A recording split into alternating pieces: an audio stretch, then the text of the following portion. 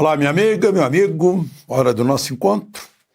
Nesta quarta-feira, 22 de outubro, em 1912, num 22 de outubro, começava uma guerra no Brasil. A Guerra do Contestado, porque pegava um território que havia contestação entre Paraná e Santa Catarina, né? Construiu-se uma ferrovia para ligar o Rio Grande do Sul a São Paulo, houve desapropriação de terra, houve desemprego depois que pararam as obras da ferrovia, apareceu um líder messiânico que se dizia monge e precisou de tropas federais, exército, polícias estaduais. O conflito durou 4 anos. Calcula-se que, no mínimo, houve 10 mil mortes. Há um grande entendido nesse assunto que se chama Espiridião Amin. Bom, em 22 de outubro de 1962, eu lembro, o presidente John Kennedy foi para a televisão anunciar o bloqueio a Cuba, quando fotografias aéreas mostraram mísseis soviéticos chegando a Cuba para serem apontados para os Estados Unidos. Miami, bem ali pertinho. E os americanos não toparam. Era uma plataforma de lançamento para mísseis soviéticos contra os Estados Unidos. Hoje, de novo, há um movimento de navios de guerra americanos em relação ao narcotráfico. Pegando hoje mais um barco, foi anulado completamente.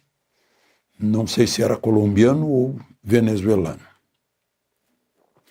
E em 1969, em 22 de outubro, acabou o recesso que o AI-5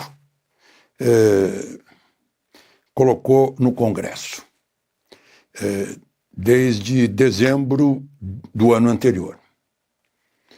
Por causa de seria uma bobagem, de um discurso do Márcio Moreira Alves, deputado, pedindo que os pais não deixassem suas filhas dançar com cadetes do Exército, etc. O Exército quis processar o deputado e o Congresso naquela época tinha brios. Não era como hoje que se encolhe quando o Supremo legisla, que tem medo de dar curso a requerimento lá no Senado de impeachment de ministro do Supremo. Era outro Congresso. O Congresso recusou-se a processar, a permitir que o governo processasse o Márcio Moreira Alves. Aí foi o pretexto para o AI-5, que foi em dezembro de 68. O Congresso ficou fechado, então, até 22 de outubro, quase 10 meses. Bom, lembre-se de se inscrever e, ao final, de deixar o gostei ou não gostei. Vamos aos assuntos de hoje.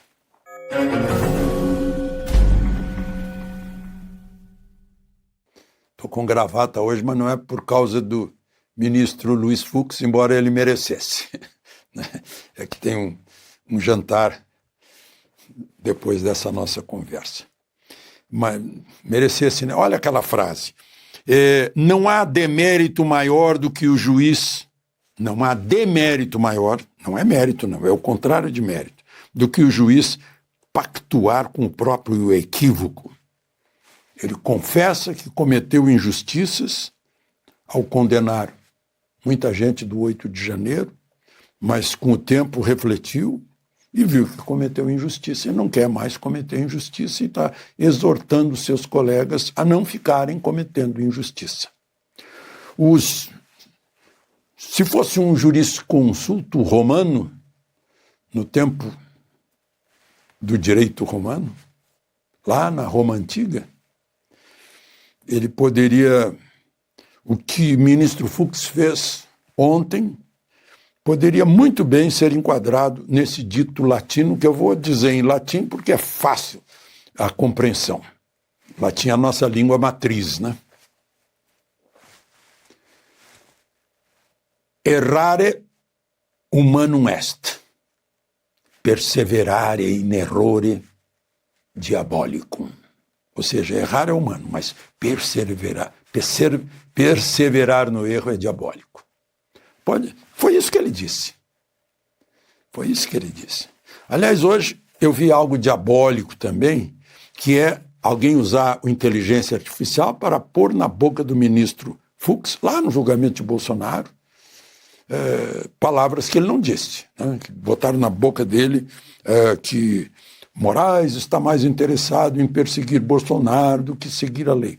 O sujeito que fez isso prestou um péssimo serviço às pessoas que querem usar as redes sociais para a liberdade de expressão.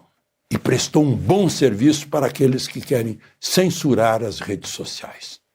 Quem dera a gente pudesse descobrir quem faz esse tipo, a pessoa desonesta de caráter que faz uma coisa dessas, né? Eu imagino o sentimento que deve estar o ministro Fux. Bom, mas ontem eu falei que ele terminou esse voto encantador e pediu para sair da primeira turma. Lá na primeira turma, ele é o único de passo certo, né?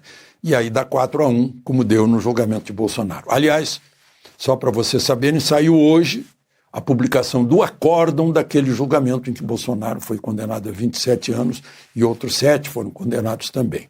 Quando sai o acórdão e é publicado no Diário da Justiça, né, aí começa a contar o prazo, vai começar a contar amanhã o prazo da defesa para recurso. Não. Ninguém foi preso ainda dos 8, porque ainda não esgotou o prazo para recurso, que seria o trânsito em julgado, enfim, para aí decidir na execução da pena, né, como a pena será cumprida. Mas agora, a partir de amanhã, começa o prazo para defesa. Mas voltemos a Fux. Fachin é que tem que decidir, é o presidente do Supremo. Ele pediu para mudar de turma. Ele pode pedir, ele tem todo o direito, havendo vaga na turma. Está com vaga na turma. Lula viajou para a Ásia, está na Malásia, está na Indonésia hoje, depois vai para a Malásia, né? Mas está vago, então ele pode. E aí vai para a segunda turma. É uma decisão estratégica. Porque na segunda turma estão Cássio Nunes Marques e André Mendonça. Sai Barroso e entra Fux. E aí a segunda turma de 5 passa a dar 3-2. Passa a ter possibilidade potencial para derrotar Gilmar Mendes e o próprio presidente Fachin, que são os outros 2 da segunda turma. Além de tudo, ele pode tentar pautar recurso contra a decisão do TSE que tornou inelegível Bolsonaro por 8 anos, eu acho, né?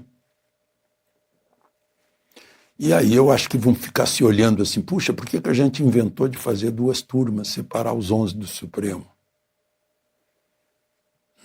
Aliás, eu falei em Fachin, não, Carmen Lúcia, que é Carmen Lúcia. Carmen Lúcia. Fachin é o presidente. Então, fica Gilmar e Carmen Lúcia de um lado e de outro lado Fux, Nunes Marques e André Mendonça. Essa é uma jogada estratégica. Bom, segundo a Advocacia Geral da União, que moveu a ação contra Carla Zambelli, o Ministério Público da Itália se pronunciou favorável à extradição dela, ou seja, a remessa dela para o Brasil, embora sendo cidadã também italiana. É o dever do Ministério Público. O Ministério Público é o acusador. Não há nada de extraordinário, a menos que fosse um Ministério Público que visse, não, isso é impossível, isso é contra a lei, quem vai dizer que é contra a lei é a defesa, contra as leis italianas. por causa de razões políticas. E um juiz vai decidir, uma corte vai decidir. Dia 8 de novembro, em Roma, vai haver uma manifestação a favor de Carla Zambelli, na Piazza dei Santi Apostoli, a Praça dos Santos Apóstolos, que é uma praça bem grande, fica na frente de uma igreja dos Santos Apóstolos. Fica relativamente perto de um e de outro. Fica mais ou menos entre o Senado, fica perto do Senado e perto da Embaixada Brasileira, da Piazza Navona. Dia 8 de novembro, é um sábado. E na Câmara, a Comissão de Ética e Decoro, por 11 votos a 7, mandou para o arquivo a ação que pretendia cassar o mandato do deputado Eduardo Bolsonaro, seguindo o voto do relator. 11 a 7, foi para o arquivo. Não tem mais cassação por ali. Pode ser agora cassação por faltas, mas aí vai ter que contar falta até abril do ano que vem.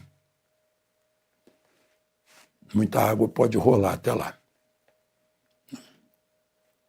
Água que desça em cascata, desde a Casa Branca. Ou água que desça em cascata de deputados, senadores, representantes do povo brasileiro.